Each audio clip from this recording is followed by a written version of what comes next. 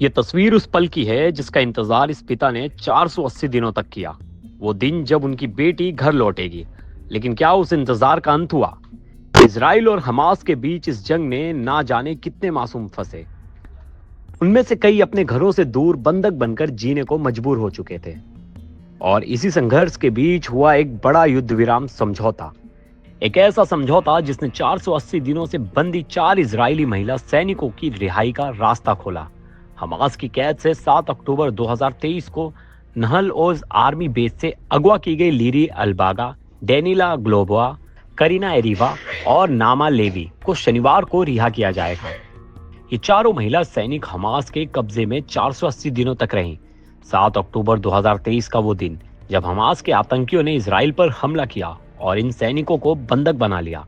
हमले के बाद बंधकों का वीडियो भी वायरल हुआ था जिसमें इन महिला सैनिकों को हमास के कब्जे में देखा गया। सोचिए उन परिवारों का हाल जिनकी बेटियां इतने लंबे समय तक अपने परिवारों से दूर थीं। हर दिन एक उम्मीद, हर पल एक चिंता कि क्या उनको कोई संदेश मिलेगा, क्या वो सुरक्षित हैं। इजराइल और हमास के बीच हुए युद्ध विराम और बंधक रिहाई समझौते के तहत ये अदला बदली हो रही है। लेकिन इस समझौते के पीछे की जटिलियां कुछ और ही कहानी कहती हैं।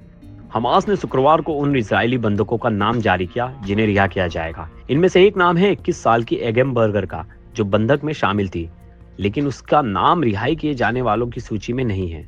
इजराइल ने इसे समझौते का उल्लंघन बताया। इस समझौते के अनुसार सबसे पहले महिला नागरिकों की रिहाई होनी चाहिए थी और उसके बाद सैनिकों की। लेकिन हमास की सूची इजराइल की अपेक्षाओं से मेल नहीं खाती।